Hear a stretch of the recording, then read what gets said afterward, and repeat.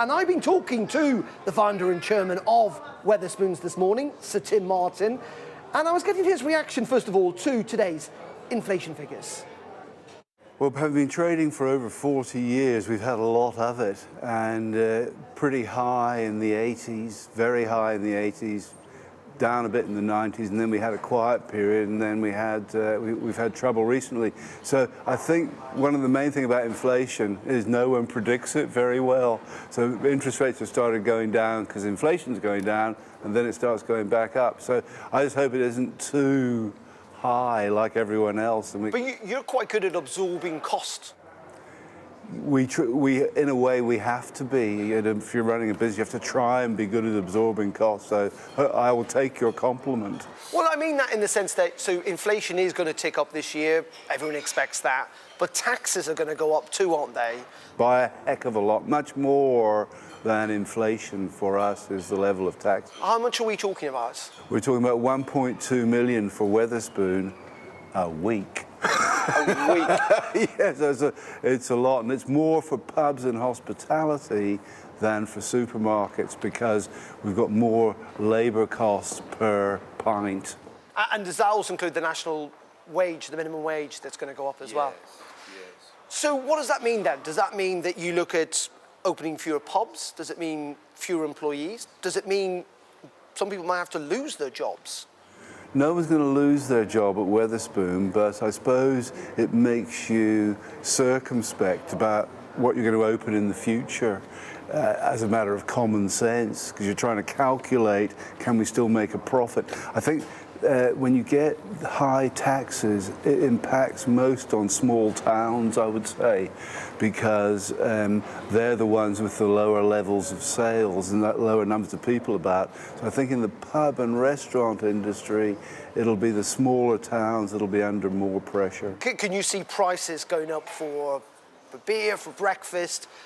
In the sense, Wetherspoons is famous for, being value for money, but if everything's going up in cost, customers are going to have to pay a bit of that, aren't they?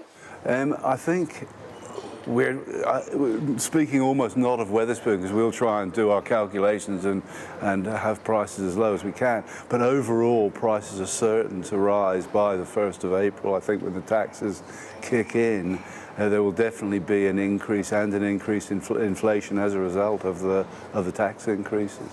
In the past, you've been quite complimentary about Rachel Reeves, the chancellor. Have I? Oh, right. Well, I mean, as in, in economists and that sort of stuff.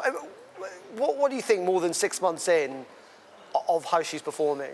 Or of the decisions she's made, I should say? Where I think modern politicians across the parties are at fault is they don't understand and have a natural feel for the importance of free enterprise. The reason North America is much stronger than South America, or South Korea is much stronger than North Korea economically, is because of free enterprise. And for 40 years, politicians in my career understood that. I think the last 10 years or so they've forgotten and thought really business is a milch cow run by people who only care about themselves. So it's quite a difference in the perception of businesses, whereas we're here in Harrogate, we want people in Harrogate, young people, old people, to start their own businesses, employ a few people, earn a bit of tax for the economy. Does that mean kind of disappointment with Labour? The Labour came in saying we're going to be very pro-business. Does this feel like a pro-business government to you? I think they understand they have to be pro-business. They were a little bit arrogant to start with, and they realise now that some of the moves they've made have got counterintuitive consequences. You put taxes up a lot, you got inflation and so on. So I think they're learning on the job. I always say, although politicians are incredibly annoying, if you believe in democracy, which we do, you're going to have them, and they won't all be J.K. Galbraith in economics. So I'm hoping they learn from their mistakes. Let's talk about the pub. You've been in this business for decades, but you're facing something you've probably never faced before, which is the next generation of drinkers aren't drinking young people are not drinking. That's not good for business, is it? Well, I'm always slightly wary of these presumptions, which sometimes are urban myths, which aren't true. So I haven't come across too many of these abstemious, religious. Well, I mean, I have. I think it genuinely is a trend, as in, and some stats do bear this out. There are some stats. Yeah. Does that mean the business has to change? I mean, you are a pub, but you can do other stuff, can't you? Yeah, well, 20 years ago, I walked by a Starbucks in central London. They hadn't been long in the country, and it was fuller than our pub, so I thought we've got to start selling coffee. And then we started selling breakfast. I think we're now the fourth biggest coffee company in the UK. And I read in a newspaper the other day we're fifth biggest for breakfast, so it does change. And heck, when we started trading, we were 5% food, and now it's, by the end of Thursday, it's about 50%. So it's things change. Food is the future more than drink. Well, maybe. I wouldn't go quite so far as that, but it's a big part of a big pub like this one. I have to bring up the B word, Brexit. We're 5 years on. We left 5 years ago. I mean, you donated, I think, 200 grand to Leave campaign. Do you regret that now? What I say is, you're not going to change anyone's mind at this stage. But since Brexit, since the referendum, we've created 1.3 million jobs, the lowest unemployment we've ever had, half the level of France. We've outgrown two of the three major EU economies, and it's total chaos.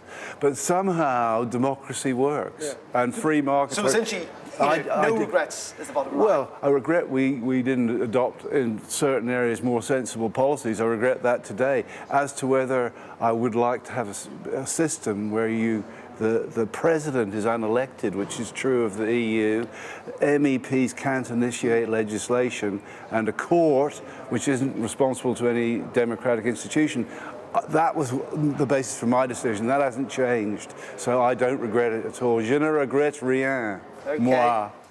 Do you think we should be using more of our Brexit freedoms, though? Are you frustrated? Yeah, I'll tell you, one of the things was we were going to become a free trade nation. Now, here's the daftest thing you've ever heard.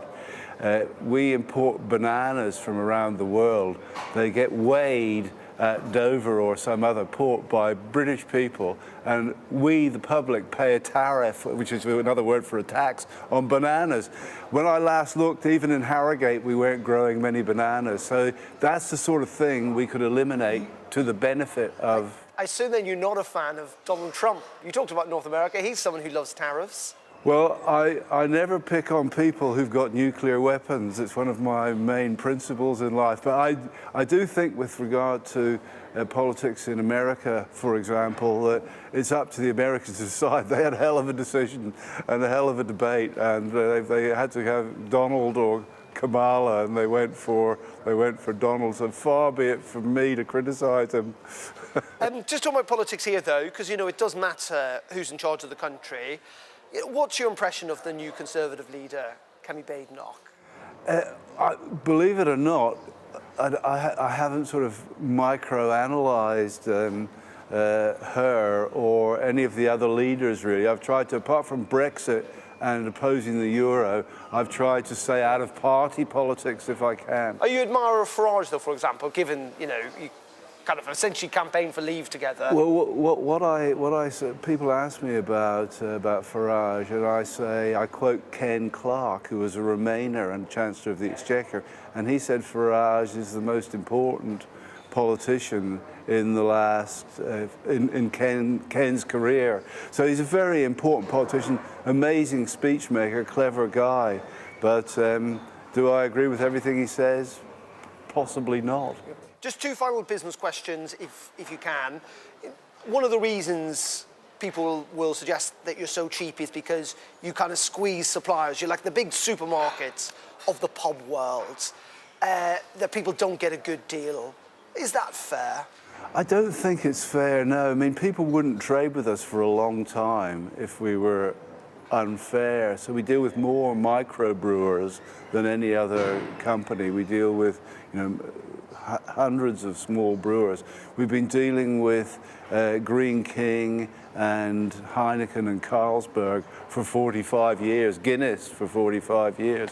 So I don't really think it stacks up. If people look at our margins, they're half or a third of some of our main competitors over the years. So we got quite big pubs, we sell at quite low prices, and we earn a buck just about. Okay, and just very finally, on yourself, you've been doing this for a long time. We're all not getting any younger. Any sign of retirement? I've just been talking to the guys in the kitchen here, and some of them have been working for 10 or 15 years for the company. And I say, I win again. I've been working for 45 years. Do you think, guys, I can do another 45? And they said, you can do it, Tim. So I'm with them. So I'll retire at 115. I'll be the oldest man in the world. So no sign of retiring yet? No, I hope not.